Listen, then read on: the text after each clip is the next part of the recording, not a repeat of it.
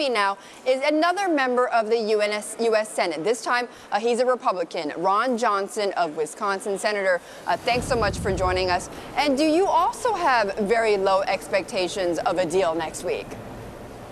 Well, good morning, Betty. Thanks for having me on. I really don't have expectations right now because I'm not sure what's going to happen. I know our guys and the folks on our side of the aisle, working in that committee are working hard to strike a deal. Betty, it just shouldn't be that hard. We're looking for about $1.2 to $1.5 trillion in savings. Right. I sent a letter to the committee within a week that showed about 1.4, had about 58 different items. And one thing I think is very important to talk about is nobody's really talking about cutting anything. We're just trying to limit the rate of increase in spending. Over the last 10 years, the federal government spent about $28 trillion. And the argument right now, the debate is over whether, according to President Obama's budget, we spend $46 trillion during the next 10 years, or according to the House budget, $40 trillion. So we're not cutting anything. We're just trying to reduce the rate of growth. This should not be that hard.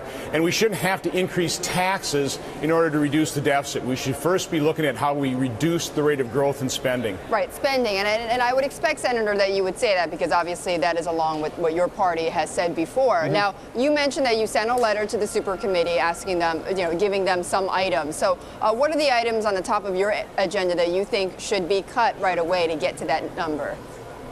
Well, again, it's just reducing the rate of growth. But the first one was just let the size of the federal workforce be reduced through attrition. So I'm not talking about firing or terminating anybody, but we've got about 400,000 workers about ready to retire.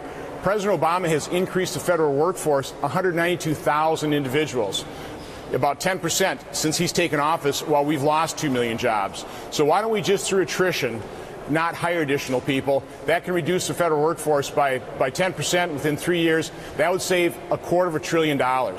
And that'd be one place to start. Plus, we're also looking at a pretty interesting study by the American Enterprise Institute that if we just equalize pay between the federal workforce and the private sector, that could save $750 billion over the next decade. And again, we're looking at that study pretty carefully. It's simply unfair. Listen, I don't want to underpay people that work for the federal government or for the public sector, but we're not in a position where we can afford to overpay them either. Right, and coming from the private sector, certainly about pay and equal pay, in private business. Now, Senator, let me just ask you about Jeb Hensarling, who says basically, look, the Republicans are not going to move any further in these talks. We're not going to move beyond talking about raising revenue by about $300 billion to try to close this gap until the Democrats come back with something on entitlement cuts. Is this helpful? Is this kind of dialogue helpful, though?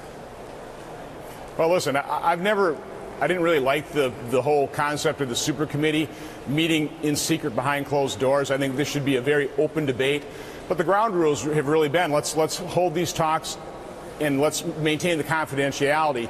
So I certainly haven't appreciated the fact that people are coming out and saying what's happening behind closed doors. If you're going to agree to a set of rules, abide by that set of rules. All right, and Senator, you are a freshman senator. You've just been elected, and it's your first time working there in Washington and as an elected politician. What's been most frustrating for you here? Well, let's face it, the Senate, controlled by the Democrats, hasn't passed a budget in over 2 years.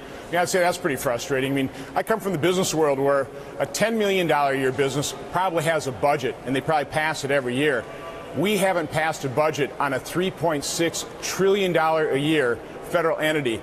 That's scandalous, quite honestly. How can you actually organize yourself? How can you have any hope of running the federal government properly if you're not even passing budgets? So that's been pretty frustrating. And coming from the private sector, can you see why now it's difficult to create jobs? You coming from, your business was in plastics or is in plastics. Can you see how difficult it is to get Washington to create jobs in the private sector? And is there anything to break that? Well, Bet, I've known that for years. One eye-popping figure that I have learned since I've come here is, according to the SBA, the total cost of complying with federal regulations every year is $1.75 trillion. Now, to put that in perspective, that's a larger number than all but 8 economies in the world. It's 12% of our economy. That's what we're burdening American businesses, job creators with every year. It doesn't surprise me that we're having a hard time creating jobs. We have to get the federal government off the backs of job creators. We have to make sure that America is an attractive place for business investment. We have to benchmark our tax rates. We have to benchmark our regulatory environment, and we've got to get this economy growing. It is the number one component of the solution, economic growth. Everything we do here has to be targeted toward incentivizing businesses and consumers to spend and grow their businesses. Okay, right. I mean, well, the only way to create jobs, as you say, is through economic in the growth private sector. in the long term, in the private sector, right? Right. Senator, thank you very much.